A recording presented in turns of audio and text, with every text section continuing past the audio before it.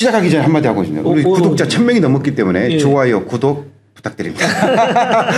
좀 대놓고 이제 이런 말 좀 한번 해보고 싶습니다. 이제 1000명이 넘었기 때문에 하시는군요.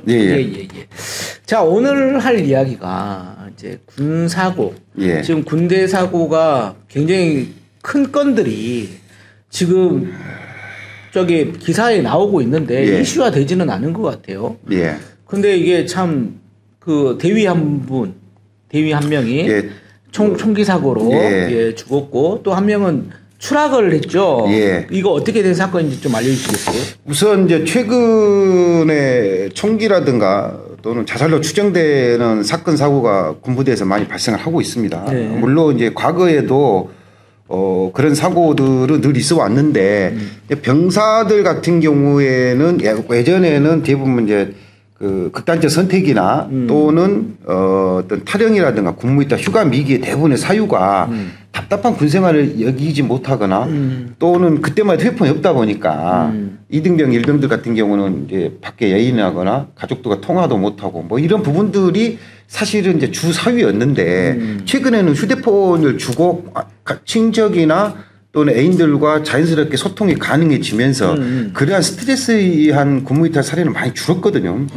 그리고 이제 늘어나는 사고 하나가 뭐냐면은 불법 사이트 도박에 의한 사고가 많습니다. 그러니까 병사들이 요즘 급여가 많지 않습니까? 그렇죠. 그러니까 이제 휴대폰을 주니까 휴대폰으로 불법 토토라든가 뭐 암호화폐라든가 뭐 이런 걸 통해서 이제 도박을 해서 카지노. 하거나 이런 걸 통해서 이제 수익을 벌었다 갖고 주위에서 야 내가 돈 벌을 테니까 돈 좀 빌리고 하다가 이게 이제 못 갚을 상황이 돼버리니까 휴가를 가가지고 해외로 도피한 사례도 최근에 좀 있었고요.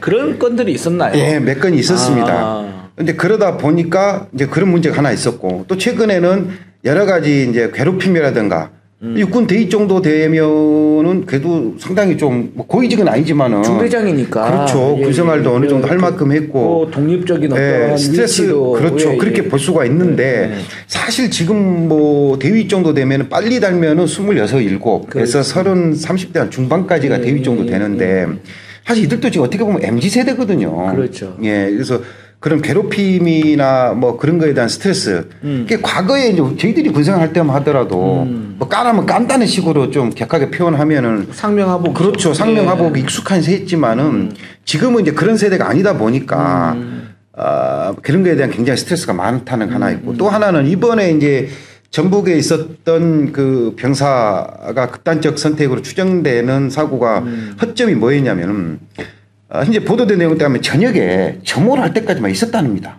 점호할 때까지는 있었다. 그러면 자면 되잖아요. 올 12월에 전역 예정인 병장입니다. 근데 이게 이제 몇 달 전역이 남질 않았어요. 근데 탈영을 했어요? 그리고 자전거를 타고 24km 떨어진 지역까지 갔답니다. 그걸 그때 몰랐을까요? 그리고 추락해서 사망한 거를 지역에 있는 아파트 주민이 발견해서 경찰에 신고해가지고 근데 또 휴대폰을 휴대하고 있다는 것이 또 확인이 됐습니다. 그때 이제 군부대에 확인했는데 아침 7시경에 군부대도 탈영 사실을 몰랐다 그래요. 그러니까 이렇게 생각해 보면 이렇게 볼 수 있겠네요. 자, 전역을 앞둔 이게 말년 병장이면 사실은 이제 병 사이에서는 그렇게 뭐 크게 제재를 안 할 거고 뭐 간부들도 그렇게 크게 제재는 안 했을 건데 점호까지 맞추면 보통 이제 점호 시간이 8시에서 9시 사이라고 보겠죠. 그런데 자고 났을 때 야, 나 잠깐 나갔다 올게 이렇게 했을 거 아닙니까? 그러고 나서 자전거를 타고 근데 그 군 정문을 통과를 했을 건데 정문을 하거나 했으면 위험이 있기 때문에 그렇죠. 다른 방법으로 통과를 했을 텐데 제가 지금 군부대에서 요즘 문제가 어떤 게 있냐면은 병사가 많이 줄었지 않습니까? 많이 줄었죠. 병사가 줄다 보니까 예전에는 뭐 소대급에도 병사들 3, 40명 되다 보니까 보통 이제 그 경계근무를 쓰지 않습니까? 그리고 내무반에는 혹시 어떤 사고가 있을 수 있기 때문에 불침번 제도를 운영하거든요. 맞죠. 근데 지금 경계를 세야 된 규모는 뭐 해야 되는데 병사 수가 줄다 보니까 불침번을 아예 없애는 부대들도 많이 생겼다고 합니다. 왜냐면은 아니 그 적은 인원으로 경계 근무도 해야 되니까 병사들 취침 시간이 줄어드니까 낮에는 또 부여된 임무는 다 해야 되고 그러다 보니까 사실은 누가 이제 화장실 가거나 밤에 몰래 들락날락 하는 거를 이직계통에서 실시간 다 확인하기 어렵거든요. 그렇죠. 그래서 최근에 이런 문제가 좀 부각이 좀 됐고요.